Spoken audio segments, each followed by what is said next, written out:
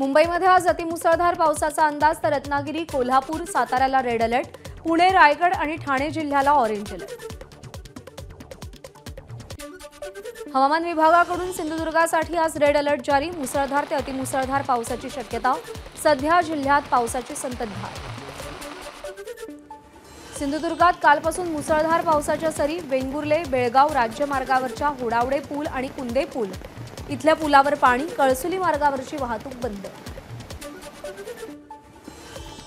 रत्नागिरीच्या मंडणगडमध्ये मुसळधार पाऊस, मंडणगड, भिंगळोली, एसटी डेपो परिसरात पाणी साचलं, भात शेतीही पाण्याखाली।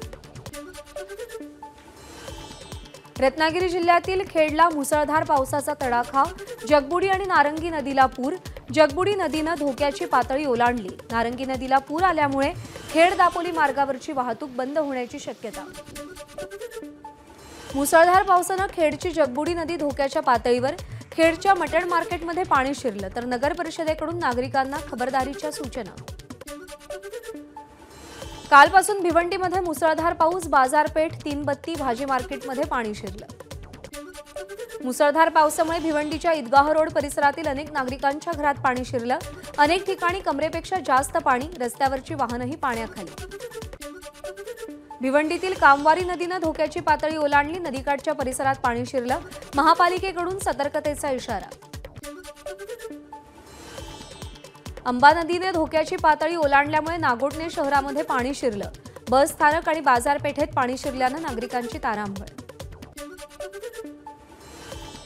रायगडमध्ये झालेल्या मुसळधार पावसाचा श्रीवर्धन तालुक्याला फटका, समुद्र किनाऱ्यावरच्या भागांमध्ये झाडांची पडझड। मुसळधार पावसामुळे रायगडच्या कळमजे नदीच्या पाणी पातळीत वाढ, नदीवरील ब्रिटिशकालीन पुलाला धोका निर्माण होण्याची शक्यता, याच पुलावरून अजूनही वाहतूक सुरू। मुसळधार पावसानं नागोठणेजवळील अंबा नदीनं इशारा पातळी ओलांडली, तर रोहा येथील कुंडलिका आणि खालापूर येथील पाताळगंगा नदीनं देखील इशारा पातळी ओलांडली, त्यामुळे नदीकाठच्या गावांना सतर्कतेचा इशारा। पुण्यातील घाटमाता परिसरात पावसाचा जोरदार तडाखा, बोर, वेल्ला भागामध्ये 100 मिलीमीटरच्या वर, तर भीमाशंकर परिसरात 200 मिलीमीटरच्या वर पावसाची नोंद। लोणावळ्यामध्ये गेल्या 24 तासात तब्बल 216 मिलीमीटर रेकॉर्ड ब्रेक पावसाची नोंद, तर आतापर्यंत लोणावळ्यामध्ये 1000 मिलीमीटर पाऊस। सिंधुदुर्गातील किनारपट्टी भागात ताशी 45 ते 55 किलोमीटर प्रति तास इतक्या वेगानं वारे वाहण्याची शक्यता, किनारपट्टीवरील बंदर कार्यालयांना लावण्यात आला 3 नंबर वादळी बावटा, जिल्हा प्रशासनाचा स्थानिकांना सतर्कतेचा इशारा। दीर्घ प्रतीक्षेनंतर वाशिम जिल्ह्यात सर्वत्र पावसाची हजेरी, पावसामुळे शेतकऱ्यांमध्ये आनंदाचं वातावरण। पुणे जिल्ह्यातील पवना धरणाच्या पाणी पातळीमध्ये एका दिवसात 3.94 मिलीमीटर इतकी विक्रमी वाढ, काल दिवसभर कोसळलेल्या पावसानं धरणातील पाणीसाठा 28.77%वर। नाशिकची भावली धरण परिसरात पर्यटकांची हुल्लडबाजी, धबधब्याजवळ जाण्यासाठी पर्यटकांची जीव धोक्यात घालून निसरड्या पायवाटेवर गर्दी, पोलिसांकडून हुल्लडबाज तरुणांवर कारवाई। कालपासून सुरू असलेल्या मुसळधार पावसामुळे रायगडमध्ये अनेक भागात पडझड, श्रीवर्धन तालुक्यातील बोर्ली रस्त्यावर झाड पडल्यानं वाहतूक ठप्प।